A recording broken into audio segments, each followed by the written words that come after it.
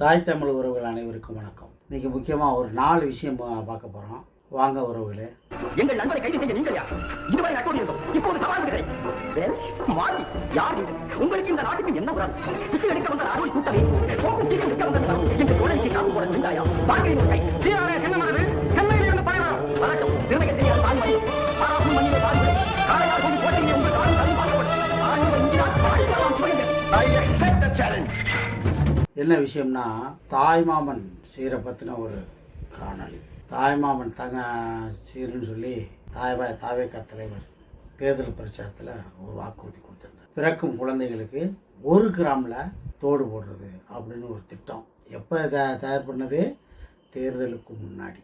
இப்போ இந்த திட்டத்தில் ஒரு 10-11 நிறுவனங்கள் ஏலத்துக்கு வந்திருந்ததில் டெண்டருக்கு வந்திருந்தாங்க. அதில் 0.01 பைசா அப்படிங்கிறதுல கோட் பண்ணி ஜோய் ஆலுகாஸ் நிறுவனம் எடுத்திருக்காங்க. நான் கேட்குறேன், கர்த்தர்கிட்ட போய் ஜோய் ஆலுகாஸ் போய் வேண்டிட்டு வந்தாரா? தமிழ்நாட்டு மக்களுக்கு நான் 1 பைசா லாபத்தில் நான் ஆண்டவரே என்னை ரட்சியும், நான் தமிழ்நாட்டு மக்களுக்காக 1 பைசாவுக்கு நான் தங்கத்தோடு கொடுக்க போகிறேன் அப்படின்னு, என்னோட பாவங்களெல்லாம் மன்னியும் அப்படின்னு சொல்லி அவர் போய் கர்த்தர்கிட்ட வேண்டிட்டு வந்தாரா? Joy Alukkas owner. தாவேக்காவுக்கு ஓட்டு போட்ட தாவேக்கா அனுதாபிகள், முக்கியமாக அந்த தங்கைகள் அறிவார்ந்த தங்கைகளாக இருந்தால் இதெல்லாம் உற்று நோக்கணும். ஏன்னு கேட்டால், நான் தொடமாட்டேன், தொடரவங்களை விட மாட்டேன் அப்படின்னு வசனம் பேசின நம்ம இசை சூப்பர் டூப்பர் முதலமைச்சர் அவர் 0.01 ரூபாயில் 1 பைசாவில் கிட்டத்தட்ட 900 கோடி டெண்டரை கொடுத்துருக்காரு. அப்போ இந்த 1 பைசா லாபத்துக்கு அவங்க செய்ய போகிறாங்களா? இதுக்கு பின்னணியில் என்ன இருக்குது? அறிவார்ந்தவனாக இருந்தால் அறிவார்ந்த மக்களாக இருந்தால் சிந்தனை பண்ணும். செய்கூலி சேதாரம் அதுவே ஒரு ஃப்ராடு தான். அந்த செய்கூலி சேதாரத்தெல்லாம் விட்டுரு. அந்த தங்கத்துக்கான காசுன்னு இருக்குல்ல, அந்த தங்கம் எங்கேருந்து வரும்? நீ ஃப்ரீயாக செஞ்சு கொடுக்குறதாவே வச்சுக்கிடுவோம். தங்கத்துக்கான காசு இங்கேருந்து வரும். அந்த தங்கம் நீங்கள் சொந்தமாக காசு கொடுத்து வாங்கியிருந்தீங்கன்னா, நீங்கள் வேளாங்கண்ணி மாதா கோயிலில் பொங்க வச்சிக்கலாம். மாதா உங்களுக்கு வரம் கொடுத்துச்சா நீங்கள் போய் தமிழ்நாட்டு மக்களுக்கு இதெல்லாம் செய்யணும் அப்படின்னு? இதெல்லாம் செஞ்சு இதெல்லாம் இது பண்ணிச்சா? அதெல்லாம் இல்லை. அப்போ விஷயம் என்னென்னா, இதுக்கு பின்னாடி ஜோய் ஆலுகாஸுக்கும் விஜய்க்கு பின்னாடி ஜோய் ஆலுகாஸ். ஜோய் ஆலுகாஸுக்கு பின்னாடி யார் இருக்கா? அமலாக்கத்துறையும் இந்திய உளவுத்துறையும் என்ன செஞ்சுக்கிட்டு இருக்குது?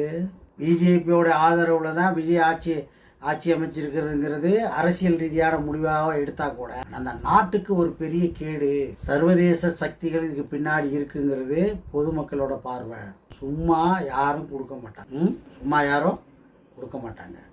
அப்போ 1 பைசா லாபத்துக்குள்ள ஒரு நிறுவனம் 800 கோடி ரூபா வருஷத்துக்கு உள்ள 800 கோடி ரூபா கான்ட்ராக்ட் எடுக்குதுன்னா எதன் அடிப்படையில் எடுக்குது? இப்போ இதுக்கு பின்னாடி யார் இருக்கா? இதை உற்று நோக்கணுமா இல்லையா? அப்போ அந்த பின்னாடி உள்ளவங்களுக்கும் முன்னாடி இருக்கிற விசைக்கும் என்ன தொடர்பு இருக்குது? இந்த கான்ட்ராக்டரை மெடிக்கல் துறையிலேருந்து பர்ச்சேஸ் பண்ண போகிறாங்க.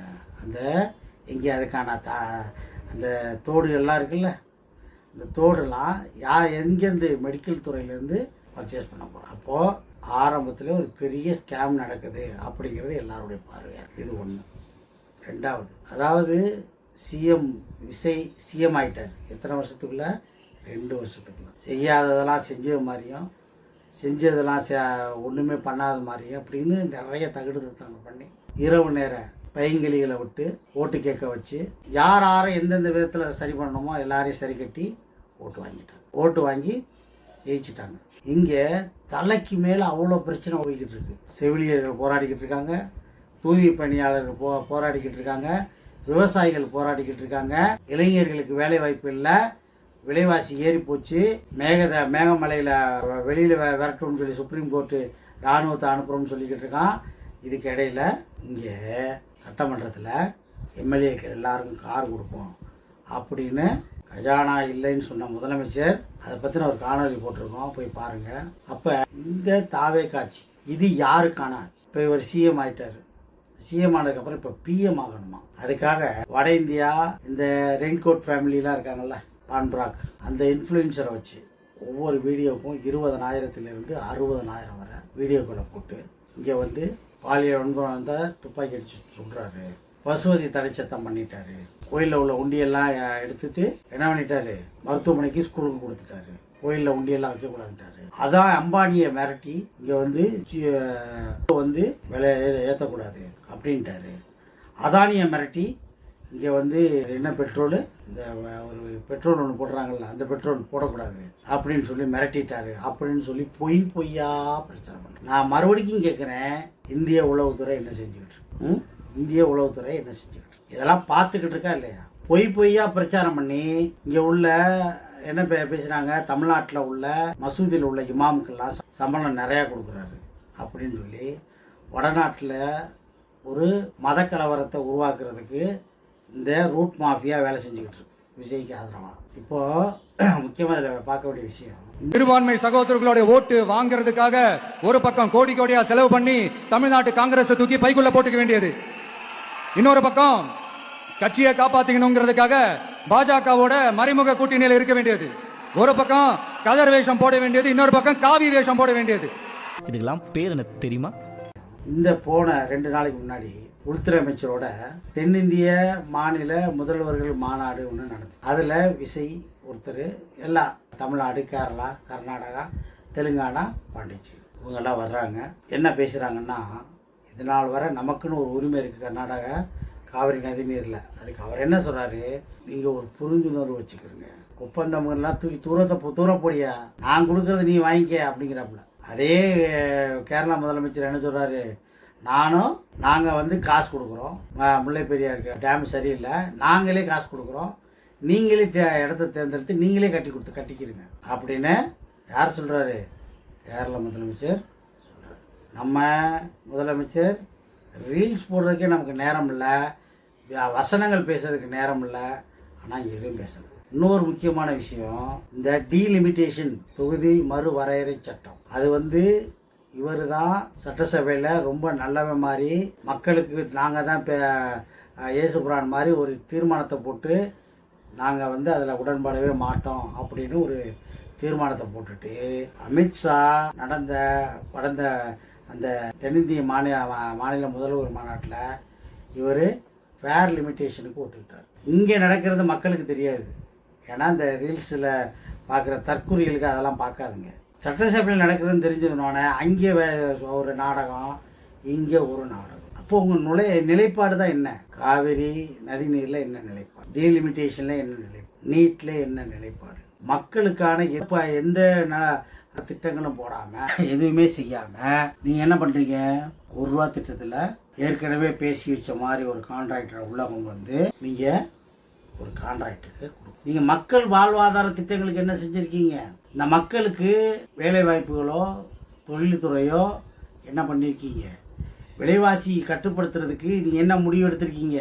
எந்த ஒரு இதுவும் இல்லை. சட்டசபை நடக்குது, லலிதாவின் பாட்டுக்கு பாட்டு அதுதான் நடக்குது. கவன ஈர்ப்பு, அரசின் கவனத்தை ஈர்க்கலாம். லலிதாவின் பாட்டுக்கு பாட்டு.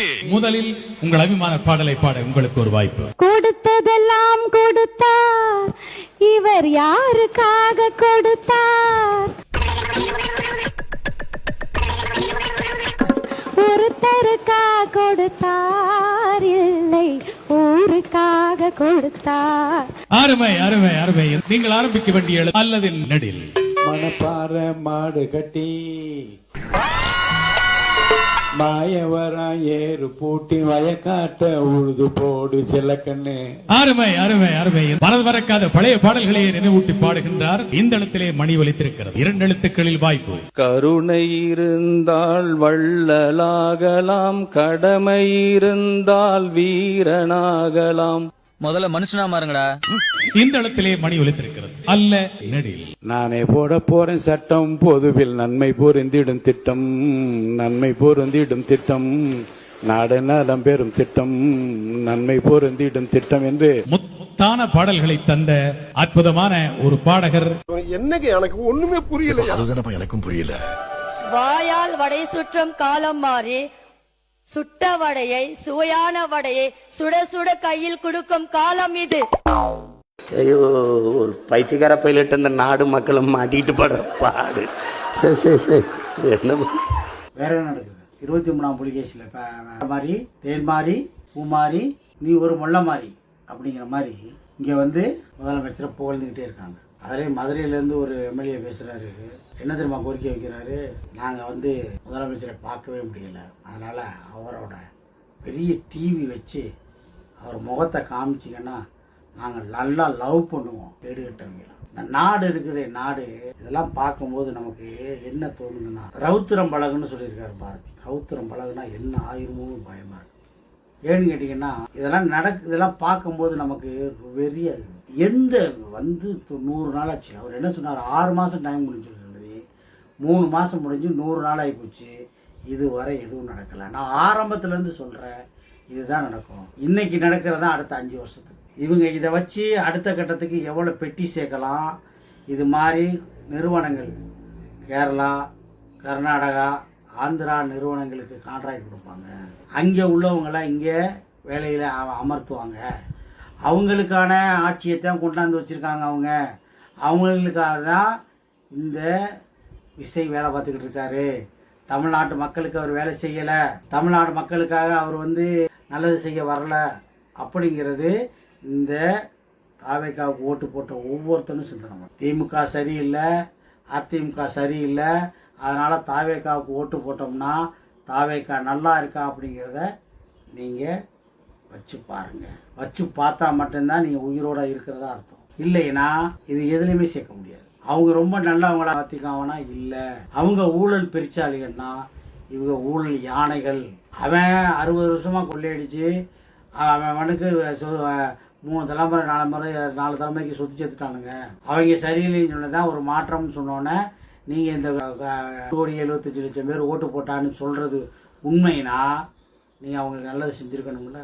எதையுமே இந்த 4 மாதத்தில் செய்யலையே, அப்புறம் எப்படி நீங்கள் என்ன செய்ய போறீங்க? செய்யறதுக்கு வழியே வாய்ப்பும் இல்லை. கேட்டால் கஜானாவுக்கு 10,000 கோடி 10,000 கோடி வந்துச்சு, தொழில்துறை 10,000 கோடி வந்துச்சுன்னு ஒன்றும் நடக்கலை. ஒரு இளைஞருக்கோட தாவேக்கால இருக்கிற ஒரு இளைஞர் அரசு வேலை வாங்கிட்டேன்னு சொல்லு, நான் அந்த வீடியோ போகிறத நிறுத்திடுறேன். ஒரு இளைஞர் கமெண்டில் வந்து சொல்லிடுறேன் ஆதாரத்தோட. இந்த தாவேக்கா வந்ததுக்கப்புறம் தாவேக்கா ஆட்சியுடைய பயன்படுத்தி சட்டத்திட்டங்களை பயன்படுத்தி நான் வந்து வேலை வாங்கினேன் அப்படின்னு சொல்லணும். இல்லை, நம்ம தினமும் பேப்பரை பார்க்குறோம், தினமும் வலைத்தளங்களை பார்க்குறோம், தினமும் தொலைக்காட்சியை பார்த்துக்கிட்டே இருக்கிறோம், தினமும் நாட்டு நடப்பதை கவனிச்சுக்கிட்டு இருக்கோம், தினமும் ஒவ்வொரு நாட்டில் எல்லா பகுதிக்கும் போயிட்டு வந்துக்கிட்டு. அப்போ எங்கேயும் எதுவும் நடக்கலை, ஒன்றே ஒன்று நடக்குது, எல்லா இடத்துலையும் போராட்டம் நடக்குது. அதை மடைமாற்றம் செய்கிறதுக்கு இவங்க ரீல்ஸ் போடுறாங்க, பாட்டு போடுறாங்க. சட்டமன்றத்தில் யார் பாத்ரூம்குள்ளே இருந்தால் யார் சங்கி என்னங்கிறத இதுதான் ஓடிக்கிட்டு இருக்க ஒழிய வேறு எதுவும் நடக்கலை. அப்போ இதெல்லாம் வந்து மக்கள் விட்டுணும். இங்கே 4,000 கோடி இங்கே செலவு பண்ணி தான் இவங்க ஆட்சியை பிடிச்சாங்க. அங்கே ஒரு வீடியோவுக்கு 60,000னா வட மாநிலம் ஃபுல்லாக இந்தியா ஃபுல்லாக அவர் மெஜாரிட்டியில் பிரதமர் ஆகணும்னா எத்தனை ஆயிரம் கோடி செலவு பண்ணணும்? எத்தனை ஆயிரம் கோடி பணத்தை யார் இவருக்கு கொடுக்கறது? இதுக்கு பின்னாடி யார் இருக்கா? உளவுத்துறை என்ன செய்யுது? இந்திய உளவுத்துறை என்ன செஞ்சுக்கிட்டு இருக்கு? உள்துறை அமைச்சர் வந்து பார்த்துட்டு போனார். அவர் அமித்ஷா ஷானா இவருக்கு ரொம்ப பிடிக்கும். யாருக்கு? நம்ம முதல்வர் விஜய்க்கு. இவர் அமித்ஷா, இன்னொன்று 3 ஷா. இப்போ இப்படி இருக்கும்போது நாடு கெட்டு குட்டிச்சோராகி போயிட்டுருக்கு. போதை கலாச்சாரம் மலிஞ்சு போய் கிடக்கு. எல்லா இடத்துலையும் கொள்ளை நடந்துக்கிட்டு இருக்கு. அருவாளை தூக்கிட்டே திரிகிறாங்க. சட்டம் ஒழுங்கு சரியில்லை. இந்த மாநில முதலமைச்சர் விஜய் இதெல்லாம் கவனம் செலுத்தாமல் வெள்ளிக்கிழமையானால் பட்டு வேட்டி, மற்ற நாள் வெள்ளைக்கார பரம்பரையில் வந்த ஆளுகள்லாம் வெள்ளைக்காரனை விரட்டிட்டு தான் நம்ம நினைக்கிறோம். மறுபடியும் வந்துட்டாங்க. 5 கோடி ரூபாயில் இவருக்கு ஒரு அலுவலகம், கடலை பார்த்த மாதிரி. யாரோட காசு? உங்ககிட்ட தான் நீங்கள் லட்சம் கோடி கோடியாக வச்சுருக்கீங்கள, வச்சு போட்டுக்கிட்டு நீங்கள் நல்லா 5 கோடியில் 10 கோடியில் அலுவலகம் போட்டு உட்காந்துக்கிறீங்க. மக்கள் பணத்தை ஏன் சார் நீங்கள் எடுத்து சாப்பிட்றீங்க? ஏன் உல்லாசமாக இருக்கிறீங்க? எதுக்கு உல்லாசமாக இருக்கணும்? என்ன அவசியம் வந்திருக்கு? இப்போ இது எல்லாமே யாருக்காகவோ எதுக்காகவோ இந்த ஆட்சி அமைக்கப்பட்டிருக்குது. யாரோ வெளியில இருந்து இந்த ஆட்சிக்கு பின்னாடி பெரிய சக்திகள் இருக்கு. அரவிந்த் கெஜ்ரிவாலையே பண்ண இதே பாஜக பிஜேபி அரசு, அமித்ஷா விஜயை ஏன் விட்டு வச்சிருக்காரு? விஜயோட ஆட்சியோட தகுடு தத்தங்கள்லாம் தெரியாதா? இந்த உளவுத்துறை என்ன பண்ணிக்கிட்டு இருக்கு? கேட்கணுமா இல்லையா? கேட்கணுமா இல்லையா? அப்புறம் முக்கியமா இந்த காணொலி நிறைவு பகுதி நம்ம பார்க்க வேண்டிய ஒரு விஷயமா பார்த்தாச்சு. நினைவு போய் என்னன்னா, விடுதலை சிறுத்தைகள் கட்சி திருமாவளவன் ஒரு மாநாடு போடுறாரு. அந்த மாநாடு பற்றின ஒரு காணொளி போட்டிருக்கோம், விரிவாக இருக்குது, அதில் போய் பார்த்துக்கிறோங்க. ஒரு சின்ன விஷயம் மட்டும் முடிச்சிடுறேன். இந்த மாநாடை ஒட்டி சாட்டை துரைமுருகன் ஒரு காணொளி போடுறாரு. இந்த சாட்டை துரைமுருகன் காணொளி போட்டோன்னே அவர் ஒரு கட்சி சாரில் கொள்கை பரப்பு செயலாளர், நாம் தமிழரில் கொள்கை பரப்பு செயலாளர் இருக்கார். அவரோட சாட்டை வலைவலியில் ஒரு காணொலி போடுறாரு. இந்த காணொலிக்கு சரியான ஆட்கள், விடுதலை சிறுத்தைகள், திருமாவளவனுடைய அன்னதாபிகள் காணொலி மூலமாக பதிவு போட்டிருக்கணும், இல்லை ஏனைய சமூக வலைத்தளங்கள் இருக்குது, அதில் பேசியிருக்கணும். அதை விட்டுட்டு ஃபோனை போட்டுக்கிட்டு மிரட்டுறது, அவனே இவனே கொத்தாங்க அம்மா அப்படி இப்படின்னு என்னமோ பேசுகிறாங்க. வார்த்தையில் பேசுகிறாரு. ஒரு அம்மா இளமதின்னு ஒரு அம்மா என்னமோ பேசியிருக்கு. அவங்கக்கிட்ட இருக்கிற ஒரே ஆயுதம் என்ன தெரியுமா சொல்கிறாங்க, நீங்கள்லாம் ஜாதி வரி பிடிச்சி பேசுகிறீங்க. அடுத்த ஜாதிக்காரன் பிற்படுத்தப்பட்டவர் முற்படுத்தப்பட்டவர் பேசுனா ஜாதி வரி, ஆனால் இவங்க பேசுனா ஜாதி வரி இல்லை. இவங்க பேசுனா மட்டும் கடைசியில் என்ன சொல்லிடுவாங்க, நீங்கள் ஜாதி வரியில் பேசுகிறீங்க. ஒரு பிற்படுத்தப்பட்டவன் ஒரு முற்படுத்தப்பட்டவர் தன்னோட கருத்தை எடுத்து வச்சாவே ஜாதி வரினா, நீங்கள் பேசுகிறதெல்லாம் ஜாதி வரி இல்லாமல் என்ன, நீங்கள் பேசுகிறதெல்லாம் என்னன்னு நான் கேட்குறேன். நீங்கள் எவ்வளோ ஜாதி வரியோட பேசுகிறீங்க தெரியுமா? அதுவும் அந்த அம்மா என்னமா பேசுது, டேய் நாங்கள் நினச்சோம்னா அவனை அம்மான கட்டையாக விட்டுருவோம். அவங்க வீட்டுக்காரமெல்லாம் இழுத்து பேசிக்கிட்டு இருக்கு. எவ்வளோ பெரிய குடும்பம் இது. இதை ஏற்று கேட்டோம்னா என்ன தெரியுமா சொல்லிடுறாங்க, ஜாதி வரியில் பேசுகிறாங்கன்னு சொல்லி பிசிஆர்ஐடி கேஸ் போடுவாங்க. இவங்களுக்கு இந்த கேடுகட்ட பீத்த சட்டமும் ஒரு அங்கீகாரம் கொடுத்துருச்சுங்கிறதுனால, ஒரு அரவணைப்பு கொடுத்துருக்குங்கிறனால அதை தப்பாக பயன்படுத்துகிறாங்க. பேசினாவே உடனே ஜாதி வரி. அப்போ இவங்க பேசுறதெல்லாம் ஜாதி வரி இல்லை. நான் அந்த மீட்டிங் அவர் காணொலியில் போட்டதுலேருந்து பார்த்துக்கிட்டு இருக்கிறேன். ஏகப்பட்ட பேர் சாட்டை துருவரன்னு வெறி கொண்டு பேசிக்கிட்டு இருக்காங்க. எல்லாரும் சொல்கிறானுங்க ஜாதி வரி. சீமானுக்கு ஒருத்தன் ஃபோன் அடிச்சு, நாம் தமிழர் கட்சி ஒருங்கிணைப்பாளர் சீமானுக்கு ஃபோன் அடிச்சு பேசிட்டு அந்த காணொலி தூக்கி பொது வழியில் போடுறான். எவ்வளோ பெரிய கொடுமை அது, எவ்வளோ பெரிய கொடுமை. இந்த விடுதலை சிறுத்தைகள் தான் தாவேக்காவுக்கு ஆதரவு. அவர் தான் பேசினார், சீமானும் விஜயும் ஆர்எஸ்எஸின் கை குழந்தைகள் அப்படின்னு சொன்னவர் இன்னைக்கு அதே ஆர்எஸ்எஸ் ஒரு கை குழந்தைக்கு இவர் முட்டு கொடுக்குறார், ஆதரவு கொடுத்து தான் ஆட்சி அமைச்சிருக்காரு. அப்போ நம்ம என்ன சொல்கிறது, இந்த நாடு இந்த தாவேக்கா அரசு ஆட்சி அமைச்சிலேருந்து எதை நோக்கி போகுதுங்கிறே தெரியல. ஒரே ஒரு நிச்சயம் மக்களே, தாய் தமிழ் சொந்தங்களுக்கு நான் சொல்கிறது ஒன்றே ஒன்று தான், இந்த தாவேக்கா அரசு மக்களுக்கான அரசு இல்லை. சர்வதேச முதலாளிகளுக்கும் சர்வதேச பிரிவினை சக்திகளுக்கும் அமைக்கப்பட்ட ஒரு அரசு தான் இந்த தாவேக்கா அரசு. அதுக்கு வேலை செய்கிறவர் தான் திரு விஜய். இது தெரியாத சில தற்கொலை முண்டங்கள் தூக்கிக்கிட்டு தெரியுதுங்க. நாட்டை யார் காப்பாற்ற போகிறா? இங்கே பார்த்தா இன்னுமே பிரைம் மினிஸ்டர் ஆஃப் இந்தியா அதுக்கு வேற முயற்சி பண்ணிக்கிட்டு இருக்காங்க. இந்தியாவை யார் காப்பாற்ற போகிறான்னு அந்த கடவுளுக்கு தான் வெளிச்சம். நன்றி, வணக்கம் உறவுகளே.